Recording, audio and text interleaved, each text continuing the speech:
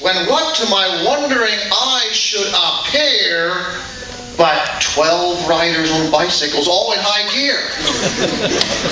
This is a shortcut, laughed Kyla. So we decided to come straight across your roof. We knew you wouldn't have a fit, because you wouldn't mind one little bit. And here comes Joelle, straight down the steepest part of the roof, and throwing at me 12 pieces of popcorn and shouting cheaper by the dozen as she blew her bike horn. Beep. What is going on? I demanded. But I barely got those words out of my mouth when Julia whizzed by on her bike headed south. And she was reading a big fat book, and she never looked up. But she muttered as she went by, quit mumbling, I can't hear a word you're saying. And then came Amy, measuring things with her arm and exclaiming, you know, a map of our bike route approximates the graph of y equals x cubed. And she swerved around the origin and almost collided with Whitney, cruising by with a baby tucked under each arm and declaring smugly, I can do this, I grew up on a farm.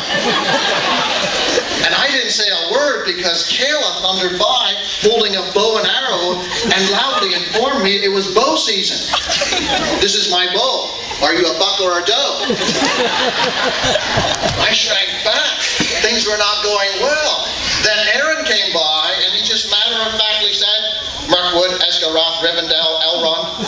What does that mean, I asked. Look it up, he replied, and he threw down this huge dictionary that would have crushed me had I not dodged out of the way.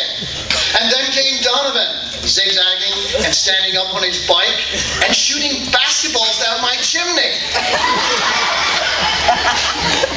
I could hear them exploding in my wood fire below. But no time to think about that now, because here comes Jeremy, crouched down, peering over the handlebars, laughing crazily, riding along in the gutter, and sticking his foot out trying to upset Daniel's bike. But Daniel just calmly said, come here, I want to show you something.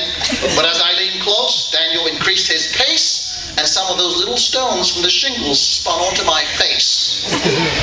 It's winter, screamed Gloria as she threw down a huge pair of boots, which of their own accord began to kick the picnic table on my deck. It's winter, not the time for picnics, were Gloria's parting words of advice. And finally, here comes Marisa. This is nothing like bike riding in Delaware, she bellowed. But you give me $60 and I'll spend it faster than you can say, Happy Valentine's Day.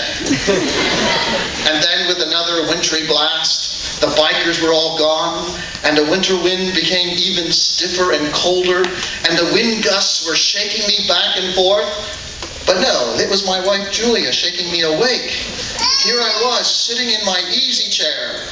Were you dreaming, she asked. I heard you say Happy Valentine's Day in your dream. That was really sweet of you. You must really be tired. But I slowly stretched and said, yes, Happy Valentine's Day. But no, I am not tired. I can slide on the snow. I can hide from the foe. I can laugh and talk.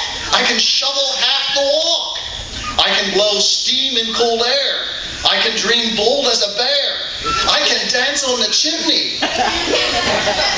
I can prance on my gym day. I can leap over a high wall. I can creep through my hall. I can run through a troop. I can even ride on a roof. Happy Valentine's Day.